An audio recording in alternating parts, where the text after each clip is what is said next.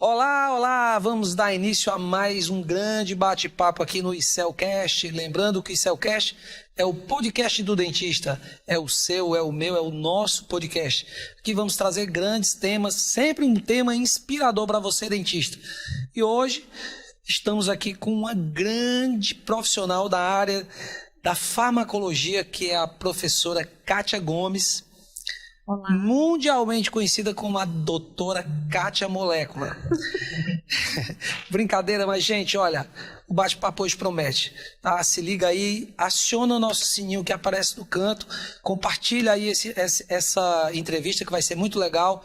Espero que saia daqui com uma grande inspiração na área de farmacologia, um tema que até às vezes meio indigesto para o dentista, né, professora? É, sim. Professora Kátia, muito prazer em recebê-la aqui. Prazer é tudo. E, primeiramente, eu gostaria que você se apresentasse aí para os nossos telespectadores, falasse um pouco de você, da tua formação, como foi essa tua paixão pela farmacologia, um tema assim que eu praticamente considero relativamente desafiador para o dentista, né? A gente sabe quais são os desafios, tendo em vista que é uma cadeia, uma disciplina aqui na faculdade, ela é bem pesada, mas é um tema muito interessante de uma relevância plena, né? Dentro do nosso contexto. Por favor, professora. Bom, eu sou dentista há 25 anos, né? E iniciei a pesquisa desde 2002, onde eu comecei o mestrado e depois terminei o doutorado em farmacologia pela Universidade Federal do Ceará, ou seja, na Faculdade de Medicina, na verdade, pelo Departamento da Departamento de Medicina. Farmaco, né? Atualmente, eu sou professora de farmacologia clínica de algumas instituições, inclusive aqui no ICEL, né? Muito bom tê-la aqui, viu? Pois é um prazer demais. A última turma que a gente teve aula agora de endodontia foi realmente muito proveitosa. Encantou, né? Todo mundo. Foi um negócio assim... Foi bem interessante a troca. Eu adoro dar as aulas na pós-graduação, especialmente na pós-graduação, porque a gente já pega o nosso colega dentista com uma experiência onde a gente pode fazer uma discussão mais aprofundada, né? Mas a graduação também foi aonde eu comecei a ser professora, onde eu aprendi a ser professora. E atualmente, realmente, eu estou entre graduação e pós-graduação e também sou dentista de uma unidade de saúde da família. Que legal, doutor. Ainda tem tempo para ser clínica. Ainda vai ser tempo. Que maravilha. Agora, falando um pouco de farmacologia clínica, da importância dela. Qual a importância da farmacologia clínica hoje dentro do contexto do dia a dia do dentista? Tá? Porque muitas vezes a nossa farmacoclínica, ela talvez não receba a devida atenção pelo clínico, né? Eu, particularmente, ficava muito chateado, assim, quando eu recebia um representante de medicamento, que, aliás, dentista quase não recebe. Não recebe. É uma coisa impressionante. E ele me questionava, doutor, mas a gente não visita dentista porque, assim, sabe, o dentista ele só sabe passar o anti-inflamatório, o antibiótico e o analgésico. Então, vamos desmistificar isso, né? Passa para a gente a verdadeira importância dessa farmacologia clínica e aquilo que tem que ser valorizado cada vez mais por nós dentistas. Bom, então assim, para a gente falar desses problemas que a gente tem, porque na verdade existem algumas lacunas em relação a estudar farmacologia clínica, e por ocasião dessas lacunas, que eu vou começar a elencar aqui, e o próprio estudante e o profissional de saúde subestima mesmo a importância da farmacologia clínica. Eu concordo que muitas pessoas falam, e não deixa de ser parte disso verdade, que a gente acaba sempre prescrevendo os mesmos medicamentos como se fossem as mesmas situações. Copiou, colou. Copiou, colou. E um dos erros mais graves é que a gente às vezes delega isso para outra pessoa preencher uma receita, para depois a gente só simplesmente assinar. Mas vamos começar pelo começo, né? Eu acho que dentro desse meu processo de formação de professora de graduação, a gente vai ter uma raiz de certo problema, que são as diretrizes curriculares nacionais, que é o processo de formação, os programas de formação do próprio curso de odontologia, que acaba colocando uma carga horária que eu acredito relativamente pequena. Então, dessa forma, acaba que o processo de formação ele sendo um pouco insuficiente. Isso já gera uma falta de interesse, interação com... De interação, exatamente, de aprofundamento, né, com o próprio conteúdo.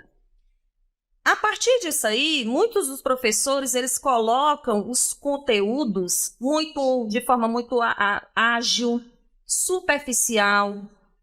Receitinha de bolo. Receitas básicas demais, sem fazer um aprofundamento real da farmacologia, sobretudo no caso da gente, a farmacologia clínica.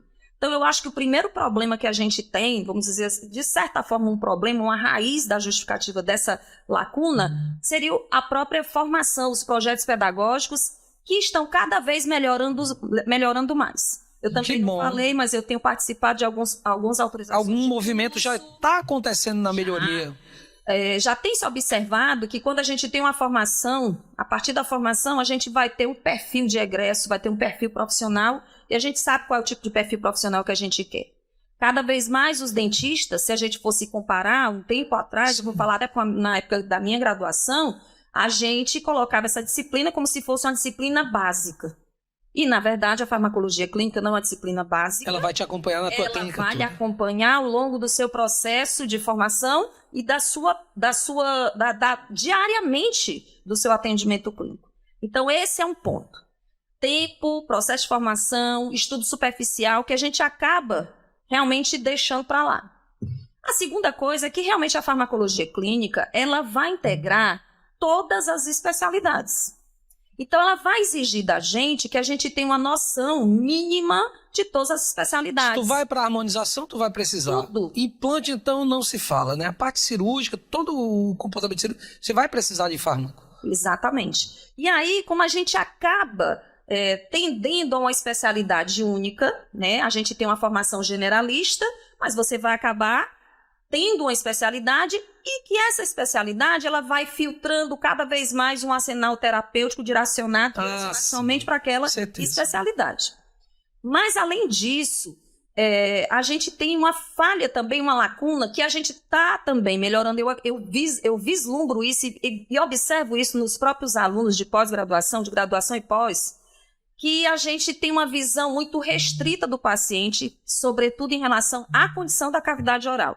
Como a gente também está tendo uma visão mais integralizada do paciente, colocar odontologia, local, condição bucal, associada a uma condição sistêmica, Perfeito. Isso vai ampliar mais ainda a importância da farmacologia. A boca ela não está isolada? Exatamente. Então, graças a Deus que se a gente for comparar um processo de formação de antes, os nossos alunos hoje, cada vez mais eles estão mais interessados, eles têm mais essa visão integral do processo de saúde e doença. Eles têm essa visão dessa responsabilidade de, além de cuidar do paciente, de olhar para a boca do paciente, da condição essencial que ele se apresentou no consultório.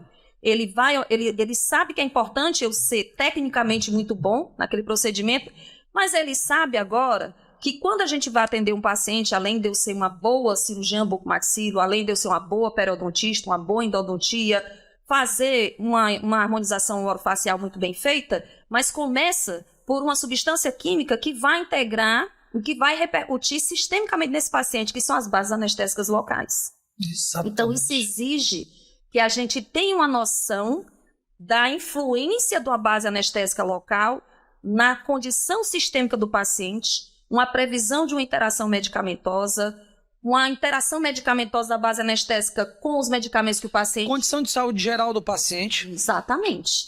E aí, dessa forma, a gente está conseguindo cada vez mais observar a importância de se compreender o paciente na forma integral e saber que esse medicamento, eu vou falar um pouco mais especificamente esse fármaco, né? Ele realmente tem uma repercussão sobre a condição sistêmica do paciente. Perfeito. E que pode ainda interferir, inclusive, em desfechos clínicos melhores ou piores sobre um atendimento. Por exemplo, uma osseointegração no paciente diabético, tá? Qualquer tipo de repercussão infecciosa e um medicamento mais adequado. Os pilares que regem uma prescrição medicamentosa, agora eles estão sendo observados. A seleção de uma substância química medicamentosa, ela é observada a partir de quê? Da condição clínica do paciente e da demanda farmacológica do paciente. Então, eu vou prescrever um analgésico, eu vou prescrever um anti-inflamatório, eu vou prescrever um antibiótico, mas realmente precisa desses três? Precisa por esse tempo, né? Então, a gente cada vez mais está observando esse contexto integral de saúde do paciente. Porque você normalmente digamos, um pré-operatório de implantodontia. Então, assim, às vezes a gente supervaloriza o antibiótico, né, a antibioterapia, num caso simples de implante. Então, você bombardeia ali o paciente de antibiótico terapia e quando, na realidade, talvez isso nem seja necessário, né? Porque todas as vezes, quando a gente vai falar em farmacologia, a gente sempre brinca que todo medicamento, ele tem o seu efeito, né, o seu efeito terapêutico, o seu efeito intencional, a justificativa da seleção, mas não existe nenhuma substância química medicamentosa isenta de efeitos adversos. Então, quando você vai falar de uma indicação de uma substância química, a seleção do medicamento, ela se dá não somente pela demanda. Eu preciso de um analgésico, eu preciso de um anti-inflamatório, eu preciso de um antibacteriano? Sim, eu preciso. Mas quais são os efeitos desses medicamentos? A outra sobre perspectiva. A condição sistêmica do paciente. Ele consegue tolerar? O benefício supera o risco? Né? Qual seria a menor dose eficaz que fosse mais segura para esse paciente? Então, todas as vezes, quando você vai falar de farmacologia clínica, você vai prever não somente o efeito terapêutico, você vai prever o quão com aquele efeito adverso esperado, porque todos têm algum tipo de efeito adverso em menor ou maior proporção, e ela será em maior ou menor proporção quanto mais seletiva eu for, quanto mais certeira eu for. A ideia é sempre assim: otimizar o efeito terapêutico, melhorar o benefício e diminuir os riscos. Diminuir o risco de acordo com a condição sistêmica. A condição sistêmica do paciente. Perfeito. E isso é o desafio do dentista. Isso é o desafio do dentista. Porque imagine, quando você faz um atendimento, a gente está sempre falando de implante, vou falar em procedimentos cirúrgicos. De um modo geral, né? Situação, de uma forma geral, mais invasivos, né? E que vão necessitar de um determinado tipo de base anestésica, e você fez todos os procedimentos, todas as etapas, desde um planejamento, desde um protocolo, todas as medidas e técnicas dos procedimentos cirúrgicos, você executou tudo muitíssimo bem. Anamnese muito bem conduzida. Feita. E aí vamos guardar já um pouco, a gente vai falar um pouquinho dessa anamnese em relação à farmacologia clínica. Olha, né? Só, se liga. Pois é. E aí, quando a gente faz todo esse planejamento bem feito, mas imagina que você prescreveu o medicamento, vou colocar uma situação prática. Você faz um implante corriqueira ali do teu dia a dia. Corriqueira, rotineira. Você fez um implante e aí existiu uma previsão de um edema, de uma inflamação, que é clássico de qualquer procedimento cirúrgico, e o processo inflamatório ele é necessário ao processo de inerente. Reparo, é necessário a nossa integração. Sim. E aí você administra uma droga com ação anti-inflamatória, que pode até ser necessária de acordo com a proporcionalidade do grau de invasão tecidual. A gente tem uma previsão de maior ou menor grau. Você vai fazer uma grande reabilitação, digamos, um protocolo, vai ter uma previsão de mais uma extração seriada, então você pode entrar com uma artilharia pesada aí no caso. Vamos lá. Então a gente justifica que nesse caso a gente vai precisar de uma droga anti-inflamatória com um número tanto em dias quanto em potência, né? Acontece que o processo inflamatório, ele é necessário, ele precede ao reparo tecidual e, no caso de uma osseointegração, inerente ao processo de dar certo ou não dar certo o implante. Quando você administra drogas anti-inflamatórias, sobretudo as drogas do grupo dos glicorticoides, né? Um dos efeitos adversos dos glicorticoides, a um médio prazo, ou até a curto prazo, 5, 7 dias, ele vai acabar interferindo na osseointegração. Porque ele vai substancialmente diminuir aquele potencial inflamatório. Diminui a inflamação, e o glicocorticoide, que é uma das drogas que mais classicamente a gente tem que ter cuidado em qualquer procedimento que você dependa de uma osseointegração. Vamos assim, só pontuar alguns glicocorticoides para a gente poder... Glicocorticoides. A dexametasona, que a gente utiliza bastante, muito. Excelente, maravilhosa, potente, segura, uma das mais adequadas para pacientes, inclusive portadores de hipertensão arterial, que também eu posso já falar. Que ele aumenta, mas o corticoide, ele potencializa lá o aumento de... Todas as drogas anti-inflamatórias, não esteroidais, os AINES, e os glicocorticoides, que são os esteroidais, elas têm um potencial de aumentar a pressão arterial, ok. Mas vão ter situações onde a gente tem uma necessidade, uma demanda real. No caso do seu paciente, que você colocou um protocolo. Uma reabilitação com estação seriada. Então, eu vou precisar fazer uma modulação dessa resposta inflamatória, mas eu não preciso abolir essa resposta inflamatória. Tá? Vamos atenuar, deixar de forma modular. Perfeito. Esse é o ponto. Dentre as drogas anti-inflamatórias esteroidais ou os corticosteroides, a gente estava falando da dexametasona e eu estava falando muito bem dela. Toda droga glicorticoide... Mas... falei o mais já, mas toda droga glicorticoide, ela tem uma repercussão sobre o sistema cardiovascular e, portanto, deve ser utilizada com cautela em pacientes portadores de hipertensão arterial ou problemas cardiovasculares. Se liga aí, galera, se liga aí, se liga. Esse é um ponto muito importante. Todas as drogas anti-inflamatórias a gente já usa com cautela. Os glicorticoides com um pouco mais de cautela. A gente estava destacando a osseointegração. Mas o protocolo que a gente conhece, que é um dos mais seguros, chamado analgesia preventiva, a dose única terapêutica, a administração de drogas anti-inflamatórias de forma profilática, que é feita essencialmente com corticoides, indica-se principalmente com corticoides, a gente faz mais com dexa, tá? A dexametasona, que é excelente, inclusive segura, nos livros falam assim, ela é indicada, inclusive, para pacientes que haja uma contraindicação relativa ao uso crônico de glicorticoide. Por quê? É que agora que eu vou responder. Mas... A farmacologia, a gente dá uma volta muito grande quando você vai falar de uma forma detalhada. Você tem que saber o porquê das coisas. Sim, né? Então, quando você vai falar em farmacologia clínica, é você estudar aprofundadamente o porquê de uma substância química essa ou aquela. A gente não vai afirmar que todo glicorticoide deve ser evitado em pacientes portadores de problemas cardiovasculares, mas a gente deve usar sabiamente e apropriar do melhor que ela pode me oferecer. Os glicorticoides são, de fato, seguros, sobretudo quando você faz a dose única terapêutica, que o pessoal adora, eu também adoro, concordo.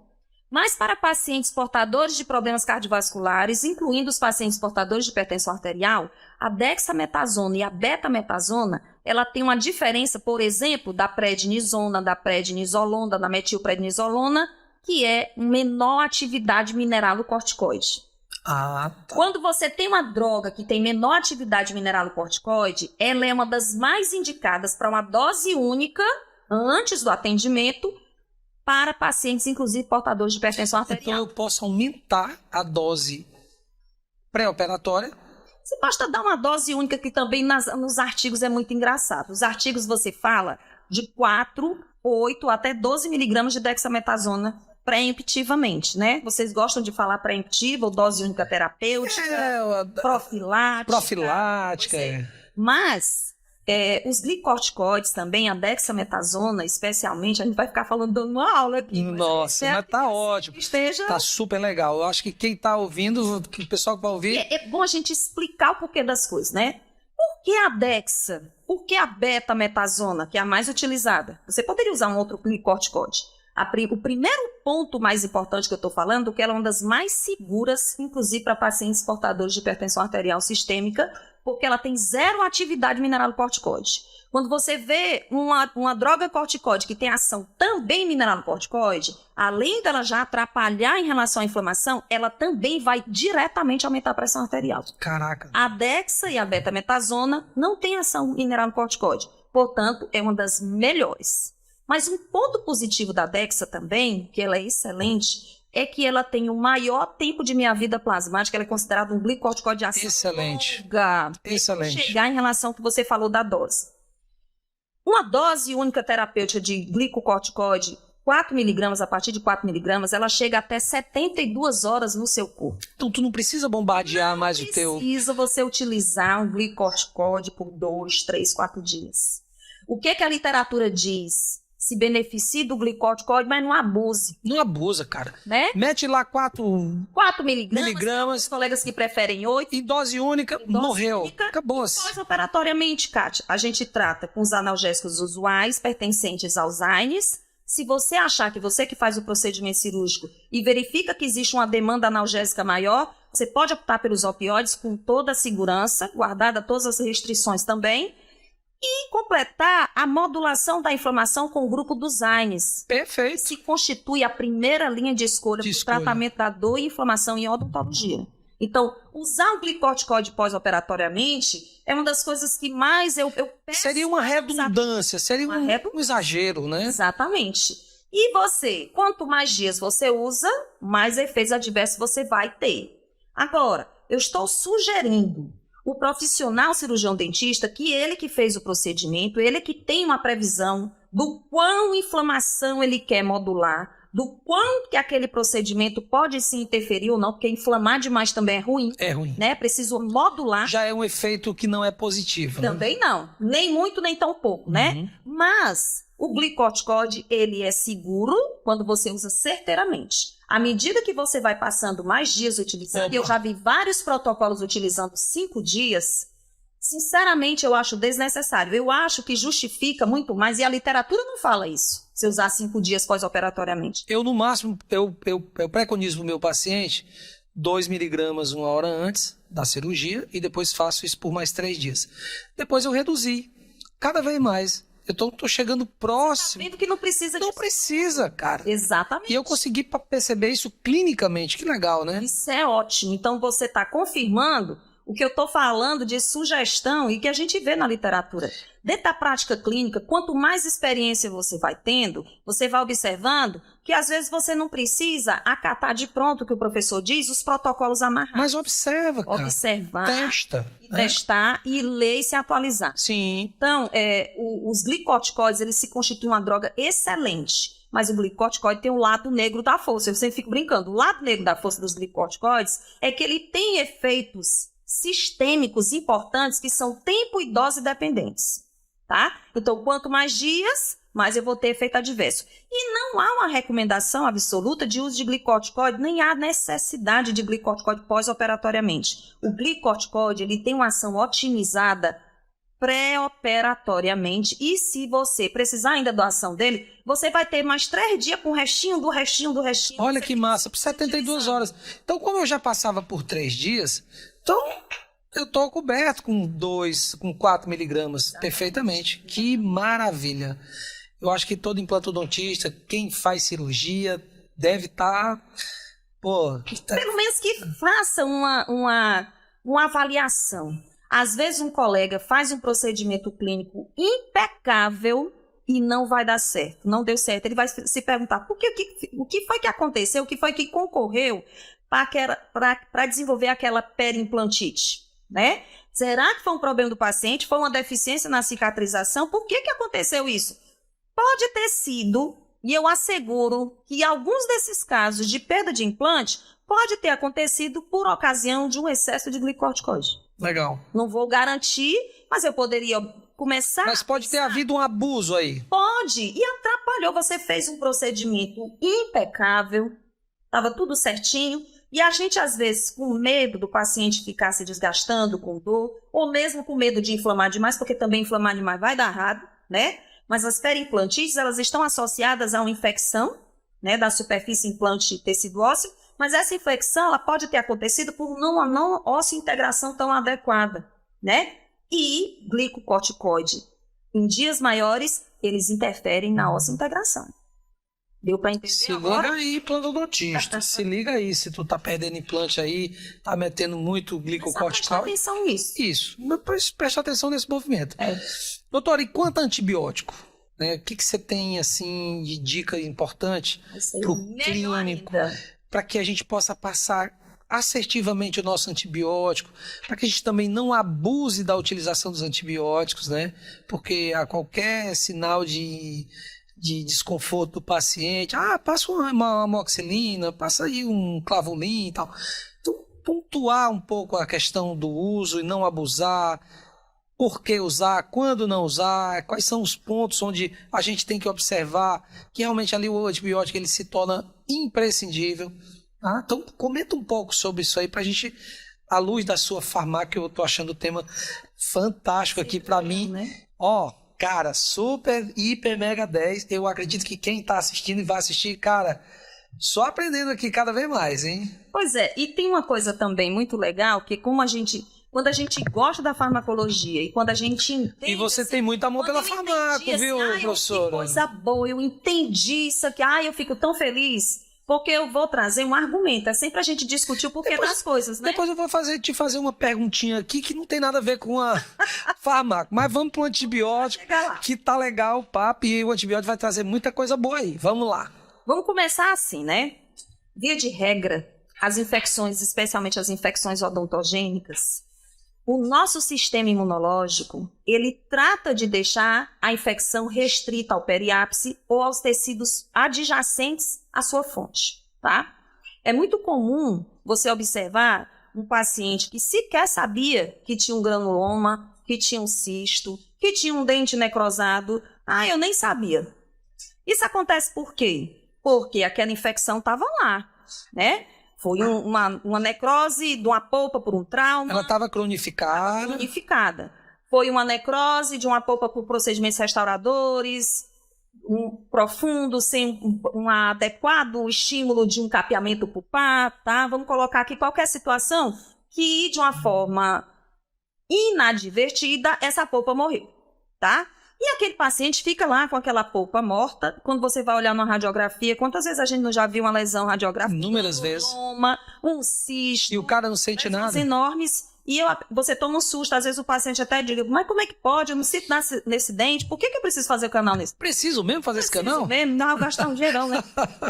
E aí, o que acontece? Por que é que um dente desse, que é uma pronta fonte de infecção, você não morreu dessa fonte de infecção? Curioso, né? O que faz essa fonte de infecção ficar tão restrita, né? E aí a gente vai associar o primeiro ponto que a gente disse, que é a inflamação. Quem garante que aquele processo infeccioso fique o mais restrito possível, porque as lesões de granuloma e de cisto são lesões inflamatórias, diante de um processo infeccioso, diante de uma agressão tecidual.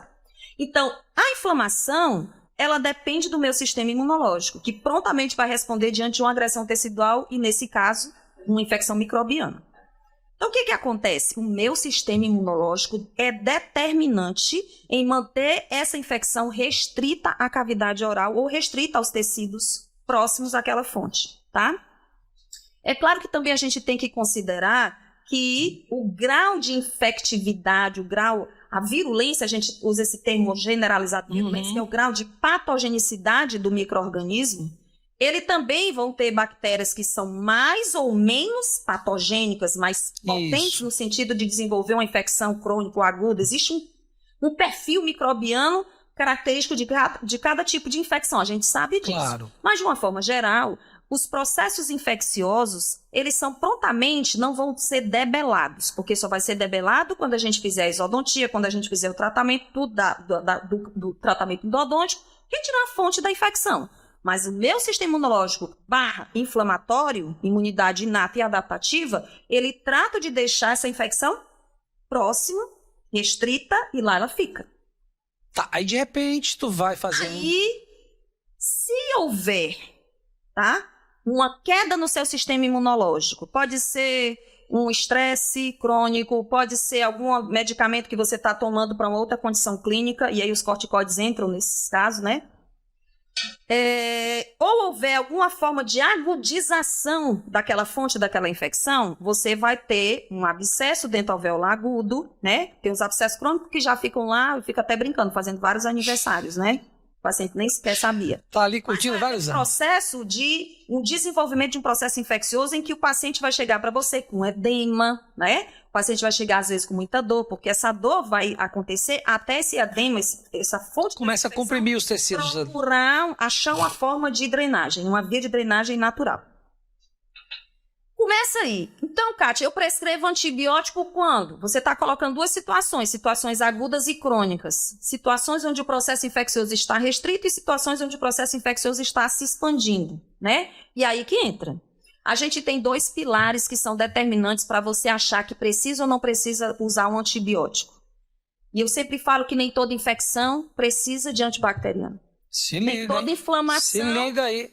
Precisa de um anti-inflamatório, né? O dentista, ele tem um ponto importante que é literalmente, que eu também fico sempre brincando, que ele pode tirar o problema com a mão.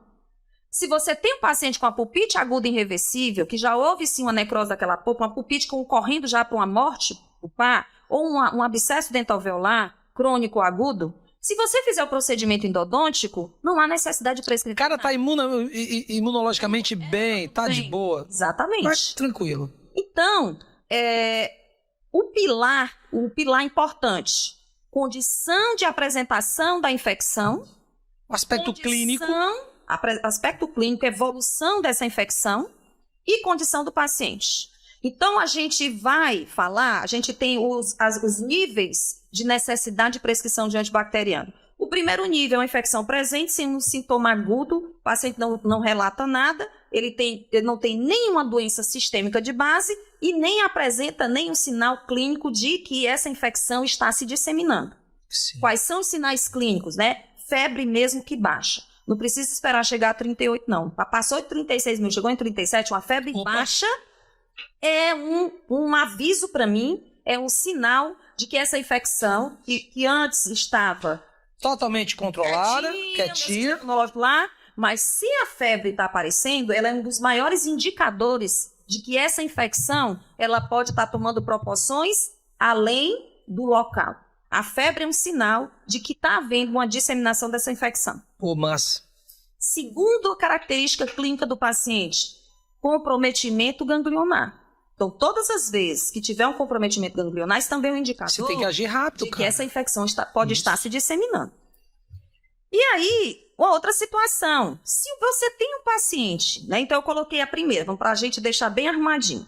A primeira situação é uma infecção num paciente imunologicamente competente, mas a infecção ela está dando sinais de que está se disseminando, vamos precisar prescrever o antibiótico. Dentista, se liga aí, tá? Se liga aí, porque esses indicadores são fundamentais para o controle do teu caso clínico não desandar e com uma complicação maior não vir à tona, né? E as infecções, a gente tem um medo muito grande, né? A gente tem realmente medo. A infecção atrapalha a gente em tudo. Claro. Uma periimplantite, uma pericoronarite, os abscessos dentalveolares agudos. A gente, às vezes, faz uma cirurgia, um tratamento endodôntico e não consegue, né?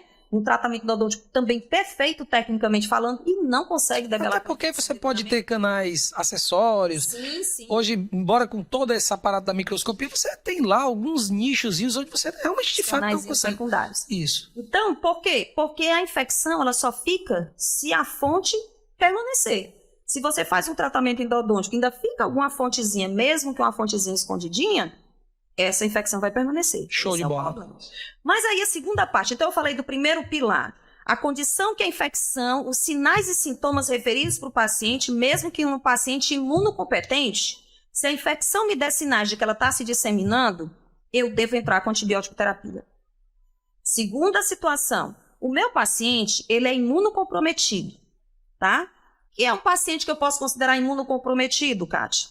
Pacientes que fazem quimioterapia, pacientes idosos, porque existe a imunossenescência, pacientes que tomam medicações que podem comprometer o sistema O imunológico. soro positivo, que está controlado. Paciente soro positivo também é uma coisa meio assim que a gente fica meio com o pé atrás, porque a gente tem medo da vulnerabilidade Exatamente. de infecção. Isso. Tá? Embora a carga viral dele esteja baixa, a quantidade de linfócitos TCD4 esteja lá, tudo ok. Às vezes a gente atende um paciente, e eu atendo alguns pacientes assim, que o vírus está indetectável, né? O paciente... Agora, recentemente, nós tivemos um caso aqui na escola, nós tivemos um caso onde o paciente se aborreceu porque não fez a carga médica. Estamos tendo cuidado com você, cara. Tem que ter cuidado. Nós temos que ter um acompanhamento do seu caso, da sua condição sistêmica. Porque tu pode, de repente, desenvolver uma imunodepressão, cara. E ao longo... Vai comprometer o processo. Com certeza. Das coisas que a gente também tem que próprio... planejar, né? Exatamente. Ter paciência, cara. Esse imediatismo que o WhatsApp tá dando, essa rapidez com que a velocidade com que o mundo tá ocorrendo, cara, peraí. Epa, calma. É porque o cara quer colocar um implante, já quer sair de dente sorrindo. Meu Deus, calma. Você é um organismo biológico, com suas limitações. Você tem uma condição sistêmica que você não pode avançar tão rápido assim. Então vamos fazer as coisas comedidamente, com responsabilidade para você, paciente. É para o seu bem, para dar certo o procedimento. Claro, para todo mundo, né? Então, eu estava falando dos pacientes que a gente pode considerar como pacientes que eu devo ter cautela. Pacientes idosos, imunossenescência, eu não sei se aquele sistema imunológico dele, não sei não. Existe um processo de envelhecimento proporcional também da idade com o sistema imunológico. A minha resposta é mais lenta. Não à toa, na lista de pacientes... Então não tem jeito, tu envelheceu, a coisa muda. Com certeza, isso é certo. até no envelhecimento, você considera um processo de reparo tecidual atrasado, mais lento, né? Às vezes, quando a gente vai fazer uma cirurgia de terceiro molar na pessoa, quanto mais velha, a gente sabe que o procedimento vai ser um envolvimento maior, pode dar mais trabalho, e ele tem, eu fico também brincando, tem menos costa larga para aguentar. É verdade. Né? Então, pacientes sob quimioterapia, os HIV positivos, a gente vai usar também uns parentes com muitos cuidados, né? Pacientes que estejam tomando drogas imunossupressoras, tá? Pacientes que têm doenças autoimunes, que acabam tendo que tomar drogas imunossupressoras. Os remédios controlados para psicoativos, não, né? Isso aí não. A não ser que a doença sistêmica de base dele, ele esteja descontrolada, que isso pode repercutir sim no sistema imunológico dele. Mas tudo bem controladinho, isso aí não tem problema não. E um paciente que você observe que o sistema imunológico dele, ou que ele coloque alguma situação que ele realmente refira, pacientes também, eu me lembrei agora de um paciente que é imunologicamente comprometido, pacientes com insuficiência renal. Insuficiência renal crônica e pacientes sob hemodiálise, esse paciente, porque todas as nossas células do sistema imunológico, elas dependem de uma função renal intacta. Então, elas não têm uma capacidade de estímulo da eritropoetina, que é a que produz, a que estimula lá na nossa medula a produzir nosso sistema, a diferenciação das células do sistema imunológico. Então, importantíssimo, algo assim. Paciente renal crônico é um paciente que ele também, você não pode contar muito com o sistema imunológico dele. Paciente diabético, eu recentemente ouvi um artigo, eu posso depois até te mandar esse artigo, é muito maravilhoso. Eu adoro quando a gente aprende uma coisa para amarrar. De um aluno que dizer, professor, eu adoro tabela. Adoro tabela. E aí, uma glicemia, um paciente diabético, né, a gente considera um limite glicêmico aceitável, tolerável, não é tão ideal. A glicada ou... Hemoglobina mesmo, glicemia capilar. Tá? Uma hemoglobina glicada, 6, 8 de hemoglobina glicada, que já é alta. Tá, né? estourado. Ele tá meio mal de vida, mas vamos dizer assim, 6, uma hemoglobina glicada de 6 a gente ainda considera compatível. Não dá para operar? Dá. Mas é um paciente que o sistema imunológico também, você não vai contar muito com ele, porque a glicemia alta e o paciente com hemoglobina glicada de 6... E 6 é limítrofe, né? 5,7. 5,7 já considerado pré-diabético. Vamos lá. Aceitei, vou fazer 6 até 8. Vou ser arrojada, dependendo do procedimento. E também você vai considerar o tipo de procedimento. Mas saibam que um paciente diabético é um paciente que a resposta imunológica dele também é comprometida. O grau de oxigenação, eu vou falar de nutrição vascular, não é o mesmo, diferente, né? Aí é uma discussão aí para outra coisa. Dá um podcast aí de uma hora. Tá. Então, eu vou atender um paciente diabético que ele tem uma glicemia acima de 160. Ele vive aumentando para 300, 400. Porque os pacientes diabéticos, a gente não confia, tá? Ele pode chegar para você... Ele é imprevisível, né? Ele é porque é difícil para o paciente diabético controlar. É difícil para ele. É muito difícil realmente você controlar a alimentação, a glicemia e todo outro contexto do paciente diabético. Mas o paciente diabético, ele tem um risco sim imunológico de uma infecção, uma susceptibilidade à infecção. Portanto, pacientes que têm uma condição imunológica que você deva acender o sinalzinho vermelho, mesmo numa infecção inicial, você deve fazer antibiótico terapia. Legal. Então, a gente colocou os pilares, a condição da infecção e a condição do paciente, a condição da infecção e a sintomatologia sistêmica. Vamos lá, o cara tem comprometimento renal. O cara tem uma diabetes... Doenças hepáticas também comprometem. Então, ao menor sinal de infecção, tu já... Uma infecção em fase inicial, você vai fazer uma manobra cirúrgica ou ele vai chegar para você com a infecção mesmo em fase inicial, a recomendação é fazer antibiótico terapia. E também o paciente portador de HIV, que é bom a gente também ter um cuidado todo especial. Então, considere sempre isso, né? Por último, né, a gente vai falar de antibiótico terapia, existe um arsenal terapêutico clássico para você falar de infecção odontogênica. Existe uma linha de primeira escolha, existe uma linha de segunda escolha, existe uma linha de primeira escolha para pacientes alérgicos aos beta-lactâmicos, existe uma linha de segunda escolha para pacientes alérgicos a beta-lactâmicos. Existem infecções em fase inicial, existem infecções em fase avançada. Todas as vezes que a gente faz isso é um pecado, eu ainda acho um pecado, tá? Mas também eu vou dizer porque eu vejo vários colegas contestando isso, né? Via de regra, o que se diz? A maioria das infecções odontogênicas, elas devem ser devidamente tratadas e as bactérias causadoras das infecções odontogênicas, elas são sensíveis aos beta-lactâmicos, especialmente a amoxicilina. Tá? Por isso que ela é a primeira escolha. É por isso que ela é a primeira escolha. Quando você vai selecionar um antibacteriano, existe o termo chamado espectro antibacteriano, que é o espectro de bactérias, é a tipagem, a variedade de bactérias que um dado antibiótico consegue destruir. Ela cobre ali talvez 80%, doutora, mais ou menos? Ela vai cobrir especialmente as infecções em fase inicial, tá? Agora, se for infecção onde haja presença de coleção purulenta, existe, e coleção purulenta subtende-se que eu tenho bactérias anaeróbias. E bactéria anaeróbia, ela não é sensível à amoxicilina. Então, a gente vai ter que ir para a segunda linha. Então, infecção em fase inicial, amoxicilina.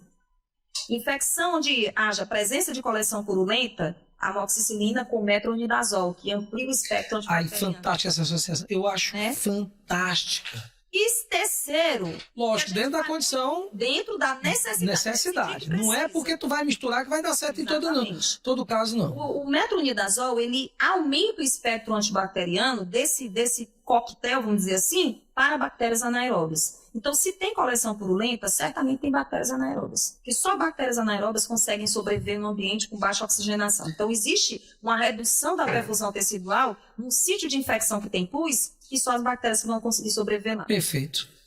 Terceiro, né? Amoxicilina com ácido clavulânico. Muitos dos colegas da gente, qualquer tipo de infecção, isso também é um pecado mortal, já passa logo para amoxicilina com ácido clavulânico.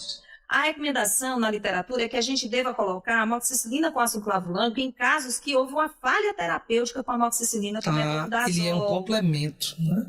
O ácido clavulânico, por si só, ele é muito mais indicado, ele é como se fosse uma linha de frente para a amoxicilina trabalhar. O ácido clavulânico, ele sozinho, ele é um péssimo antibacteriano. Mas ele é utilizado em caso de suspeita de bactérias, especialmente cocos e bactérias gram-negativas.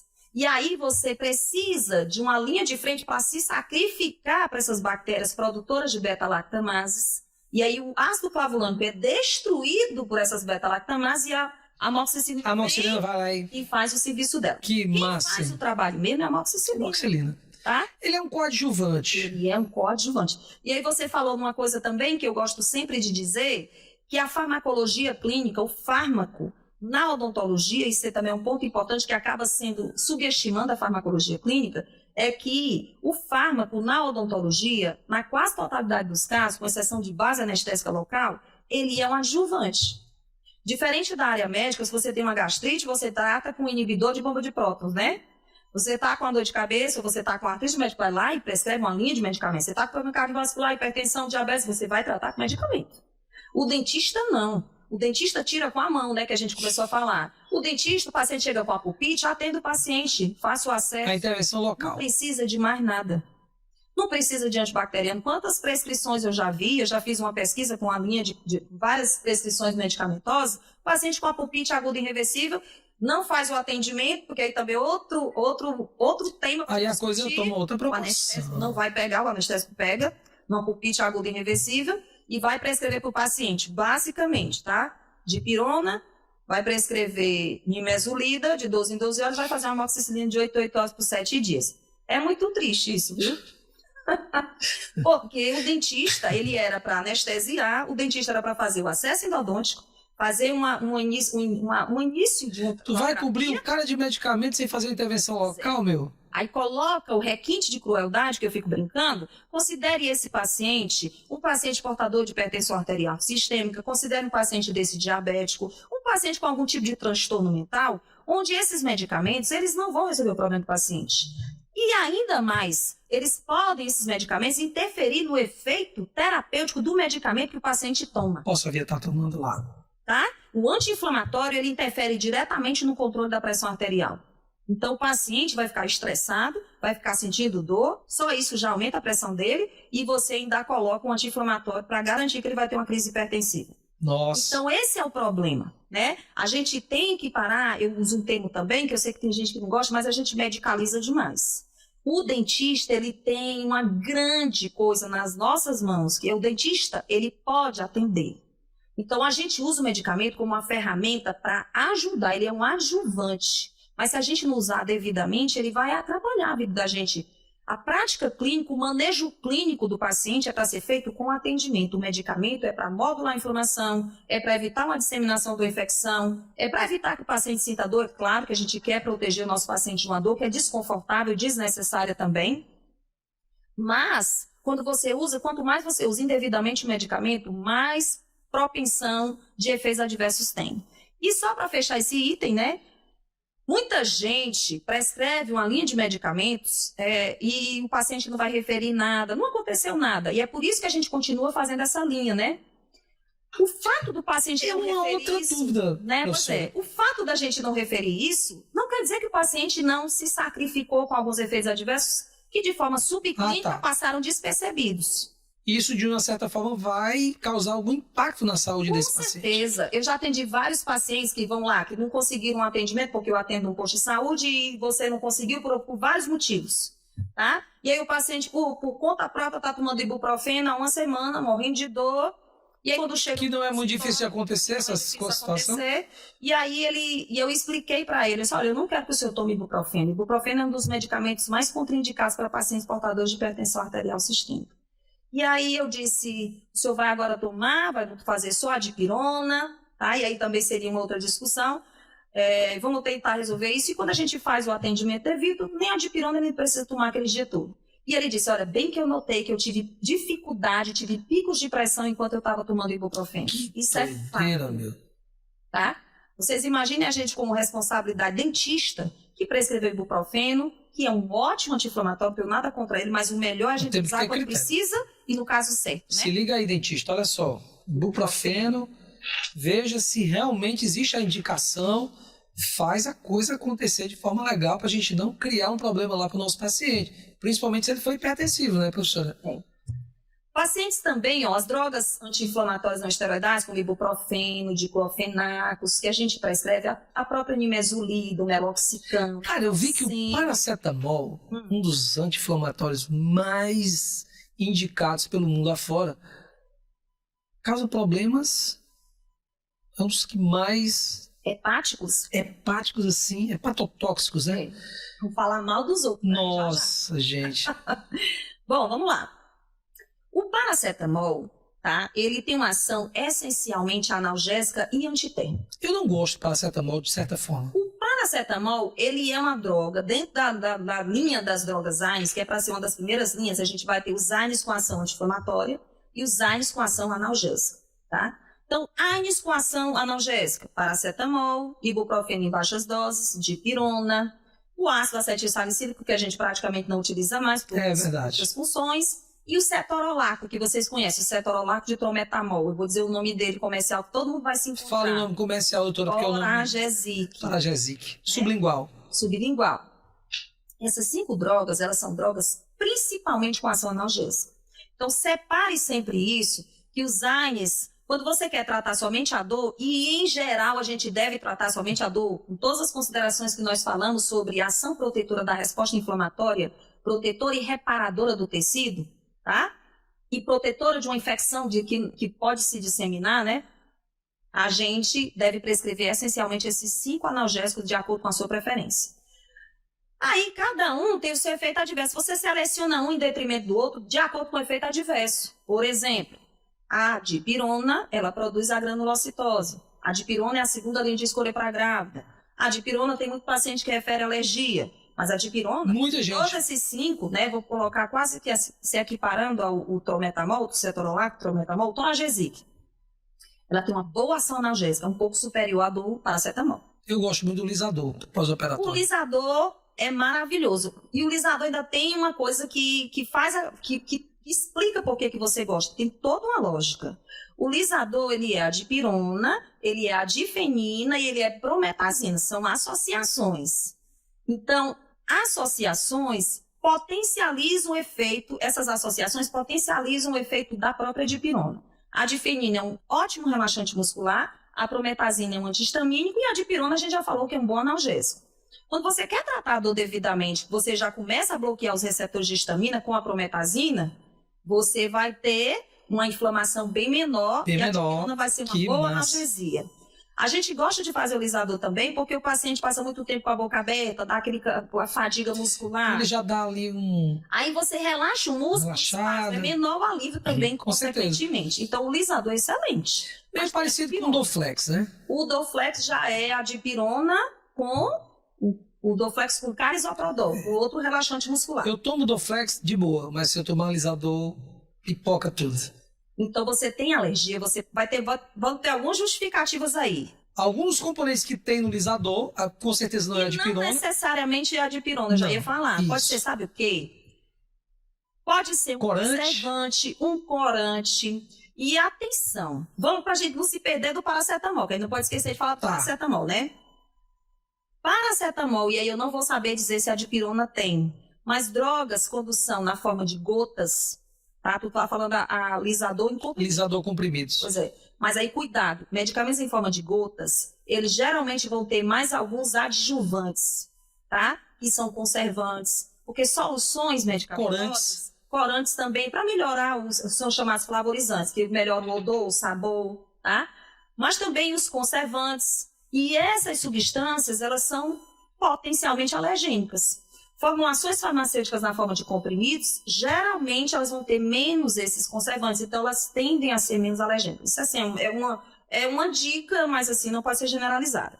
Mas, por exemplo, o paracetamol em gotas, ele tem o bisulfito de sódio. E tem gente que é alérgica a bisulfito, bisulfito e metasulfito. E o paracetamol em comprimido não tem, tá? Doutora, só uma partezinha aqui com relação às reações imunológicas. Então, se de repente tu tem um determinado comprimido que tem a mesma substância, mas com um pouco de variação de alguns componentes, é bom você investigar se realmente, por exemplo, o lisador e o Dorflex. Então, verifica lá. Eu não sou alérgica a dipirona, então eu posso tomar, não. Nem bem, não é bem assim. Então, verifica qual realmente o componente ali pode estar te causando algum tipo de alergia, e daí tu seleciona isso, porque é importante você saber, né? E aí é que entra o dentista. A gente tem que aprender a saber exatamente o que a gente está prescrevendo. É esse o ponto. Então, se eu estou aprofundando, também não precisa ir lá atrás do bisulfito de sódio. Dentista, será que você está sabendo o que você está passando aí para o seu paciente, cara? Se liga, se liga. Né? A gente tem que prestar atenção nisso aí, a gente tem que se interessar mais por isso, porque isso é um divisor de águas, às vezes, para ter um acerto ou um erro, né? Você pode arrebentar aí um paciente, cara. Exatamente. E vai dar um problema desnecessário. Gente, a gente tem uma frase que eu guardo muito, que saber é poder. Com certeza. Saber é poder. Eu você amo. sabendo... É luz, cara. Conhecimento é luz. Você se protege de muita coisa, você evita muita coisa. Mas vamos voltar para o nosso paracetamol, né? Então, eu falei da dipirona, falei bem dela, falei mal de cada um. Sempre a gente fala bem e fala mal. Não existe isso. O paracetamol, ele é um analgésico dentro dos ANES para dor leve a moderada também. Ele, né, dentro da escala da OMS, ele é a mesma coisa. Só que a gente sabe que clinicamente a dipirona é melhor, né? Paracetamol não dá Paracetamol, aquele... eu acho que ele fica uns scorezinhos abaixo Com certeza. na quantidade analgésica. Mas se você fizer o atendimento, o paracetamol resolve, tá? Propopite agudo e reversível, nada resolve, tá? Vai resolver o seu atendimento. Mas o paracetamol, ele é um medicamento para dor leve a moderada e você acaba, como ele é um pouco menos potente, vou falar assim de uma forma mais simplificada, você pode acabar tomando muito mais do que você precisa. E aí É o seguinte, o paracetamol... Será que o efeito hepatotóxico dele, então, não seria pelo esse exagero? Não. O paracetamol, ele tem uma hepatotoxicidade inerente ao seu processo de metabolização. Durante o processo de metabolização do paracetamol, a gente produz uma substância que ela destrói o hepatócito. Ela necrosa o hepatócito. Nossa. Ora, Kátia, então eu não vou tomar paracetamol nunca mais na minha vida. Não, é para tomar. A questão é, se você respeitar a dose e o intervalo de administração, isso tudo é previsto pela indústria farmacêutica e esse percentual que é produzido durante o processo de metabolização, ele é clinicamente insignificante. O problema é, se você ultrapassar a dosagem máxima, porque a dose de paracetamol máxima diária é 4 gramas. São 4 gramas, tá? Enquanto que, por exemplo... O comprimido dele já vem com 750. Tem de 500, tem 750, tem canto de fora dos outros países que tem de 1 grama. Então, tu imagina que tu vai passar e que você só deve fazer isso se for de 1 grama, 4 comprimidos dia. Imagina de 100 em 6 horas. Se for de 500 miligramas, você vai caber nessas 4 gramas, né? Isso se você for um paciente saudável hepaticamente, né? Quanto maior a dose, mais pode acumular esse metabólito tóxico. Então, o problema do paracetamol a gente acha que o medicamento, como a gente estava falando no começo, que como você tomou o medicamento e não sentiu nada de mal-estar, ele não lhe fez mal. Mas subclinicamente ele pode ter feito. Com certeza. E o paracetamol, ele realmente tem mais essa clássica hepatotoxicidade que é proporcional à dose. Tá? Então, se você usar o paracetamol na dose adequada, os livros de farmacologia clínica dizem que ele é muito seguro. Tá, tudo bem, mas eu te pergunto, você toma ele na dose adequada, tomou hoje? Seguro. Semana que vem eu tomo de novo, na outra semana eu tomo de novo. Se for bem distante, dá tempo De boa. de se recuperar. O problema imagina um paciente nosso que está com muita dor e ele tomou um comprimido de paracetamol de 750 miligramas, tá? E daqui a 2 horas, tem muito paciente que faz isso, tá? Ele tomou o comprimido, não passou não, daqui a mais 2 horas, porque é um medicamento que não vai aliviar a sua dor e que você acaba tomando uma dosagem maior do que a gente. Tu tá com a pulpite que quer resolver com paracetamol, meu, tu tá ferrado. Você tomar esse paracetamol, um comprimido por semana, não vou dizer que se você passa toda semana tomando um comprimido, claro que pode ficar lhe maltratando, mas se for eventual, de vez em quando eu tomo paracetamol, não vou dizer que ele vai lhe maltratar. Mas eu não quero me esquecer de uma coisa. A gente fala mal do paracetamol em relação à hepatotoxicidade, mas existe um medicamento extremamente hepatotóxico que a gente prescreve demais e não tem noção da bomba. Vamos ver qual é. Bora ver. Tu sabe qual é? Se liga, olha a bomba, senta. Nimesulida, tá? Cara, é banalizado demais o uso da nimesulida. A gente toma mais do que água, mais do que paracetamol. E aí, qual é o problema? O que tu tá tomando? Eu tô tomando nimesulida, doutor. A gente toma, ele se automedica com isso. É verdade. A nimesulida é um ótimo anti-inflamatório. A nimesulida, ela é conveniente, porque a gente administra a cada 12 horas, resolve muito a vida do paciente. Então, você acaba comprando a nimesulida. Né? E a gente prescreve demais. Pois eu digo para você uma coisa, muito pior do que o paracetamol é a nimesulida, que é tão hepatotóxica, talvez mais, tá? E a gente inocentemente está prescrevendo nimesulida. Ainda existe uma formulação da nimesulida que a gente conheceu primeiro quando era o Scaflan, show de bola, eu acho maravilhosa, né? Mas você pode usar a sua nimesulida, mas saiba que ela tem esse potencial hepatotóxico. Então, se você vai atender um paciente que já toma mais 10 medicamentos, aquele paciente hipertenso, diabético, com problema cardíaco, toma que já está sobrecarregando lá. Existe uma sobrecarga hepática. Desculpa. Era bom evitar a nimesulida. Tá? Todas as drogas, elas sobrecarregam o sistema hepático, mas algumas mais, outras menos. Então, a gente já falou mal do paracetamol, estou falando mal da nimesulida. Tá vendo? Então, a gente fica sempre... E a hepatotoxicidade do paracetamol, se você respeitar a dose também, tá tudo certo. Caraca. Tá?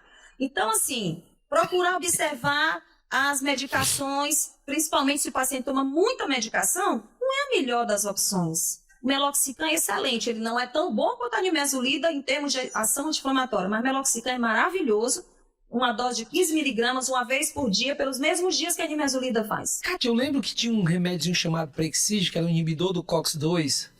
O Prexig ele foi retirado do mercado. Foi retirado do mercado, mas era um excelente anti-inflamatório, cara. Eu tinha assim, uma resposta muito boa. Atualmente a gente tem os inibidores seletivos de COX-2, da família do Prexig, né? Que ele é o Celecoxib. Que está sendo aceito até assim, atualmente. O único que ficou no mercado, praticamente. Ficou no mercado. E aí tu tá fazendo umas perguntas assim muito massa, porque tá puxando para os pontos mais críticos dentro da prescrição, né? É porque eu lembro que, eu tinha aquilo como carro-chefe, sabe? É. Usei muito, cara. É outra bomba. Outra bomba. Se você me pedisse um conselho, olha, qual seria o anti-inflamatório mais seguro de uma forma geral, né? O anti-inflamatório mais seguro, eu vou falar o menos seguro, são os inibidores seletivos de COX-2, tá? É um medicamento mais perigoso para o paciente, inclusive, sistemicamente controlado, tá? Isso não à toa. Não. A gente teve uma grande empresa. Não, foram vários inibidores seletivos de COX-2. Valdecoxib, Rofecoxib, Lumiracoxib. O Plecoxib... O Celebra saiu? O Celebra é o Celecoxib. O Celecoxib. Né? Celecoxib. Atualmente, a gente só tem o Celecoxib e a recomendação existe um que é o Parecoxib, mas ele é mais de uso hospitalar.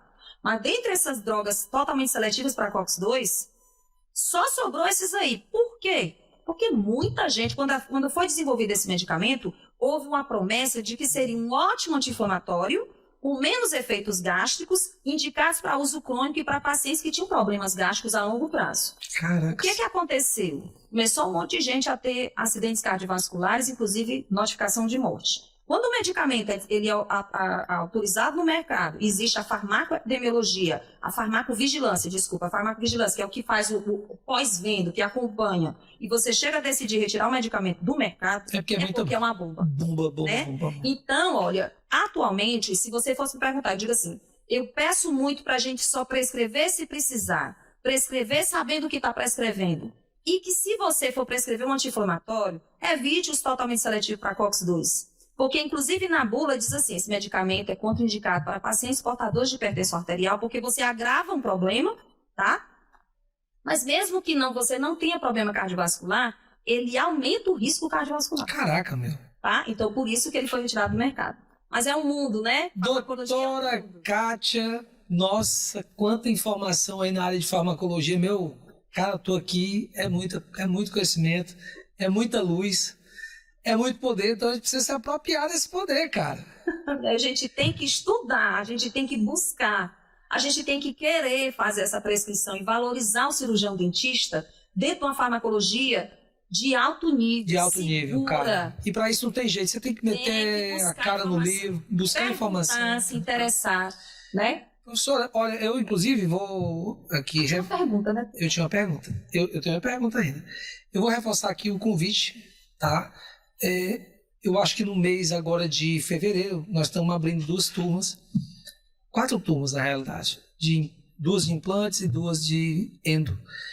E você já está convidada para dar farmacologia, tanto a farmacologia clínica, porque, cara, nosso aluno você não pode deixar de estar presente no nosso curso, cara. Se Deus quiser. Com certeza. Minha pergunta tem nada a ver com farmacologia, tá? Nada. Acho que eu já sei qual é. Como é que surgiu a doutora Kátia Molécula, cara? Como é que foi isso, meu? Pois é, todo mundo pergunta, é engraçado, né? Tem gente que acha até estranho, acha feio esse nome. E eu dizia assim, o nome dela é Molécula mesmo? Mas quando a gente postou você lá na nossa rede, que apareceu doutora Molécula, meu. É engraçado, é tão espontâneo, né? Mas molécula é quase uma filosofia de vida, viu? Sim. Sabendo que realmente isso é desde criança. Eu achava bonito esse nome molécula, e aí fiquei falando molécula, e nessa história ficou. O pessoal pensa que é por causa da farmacologia, mas foi bem antes, viu? Tem nada a ver. E aí ficou, e aí é simpático, e aí... Mas isso realmente é uma... É ligado à ciência, é ligado ao teu negócio de farmácia. Desde criança, 10, 12 anos de idade eu já inventava isso. E assim, mas isso tem muito a ver com essa proximidade, simplicidade, a gente tem que ser assim mesmo, a gente tem que meter as caras, a gente tem que aprender... Imergir naquilo que tu acredita, exatamente, né, cara? E aí acontece, a coisa se transforma. Doutora, nós vamos finalizar nosso bate-papo agora. Eu quero te agradecer por essa conversa maravilhosa, onde você pôde aí acrescentar muita coisa para quem está nos assistindo. Eu acho que foi fantástico. Consegui falar muita coisa em pouco tempo, tá? Mas eu acho que... Puxa um assunto pro outro, né? Mas nós temos um outro temazinho que a gente já vai falar, por exemplo, de drogas pré-operatórias para controle de ansiedade, protocolos. Cara, tem muita coisa para a gente conversar. Se fosse falar, a gente faria uma tarde inteira só de anestesia. Porque controle de ansiedade é um puta tabu pro dentista. Cara, o que eu posso prescrever antes? O paciente está ansioso, e isso reverbera na pressão arterial dele na hora. Não se apropria desse conhecimento, deveria usar mais. E aí eu vou te convidar para esse tema, porque a gente percebe que o nosso paciente chega muito ansioso na cirurgia. Aí tu já mete lá o dexametasona, o prazolam. Show de bola. Vamos sentar e vamos bater papo sobre isso aí. Beleza? Deixa aqui um contato para quem quiser te chamar para uma aula, para dar aquela embelezada no curso, cara. Uma discussão da farmacologia clínica, para avivar esse conhecimento dentro da nossa categoria, do nosso grupo de dentistas. Cara, fantástico. Eu acho que você tem que disseminar esse conhecimento, tá?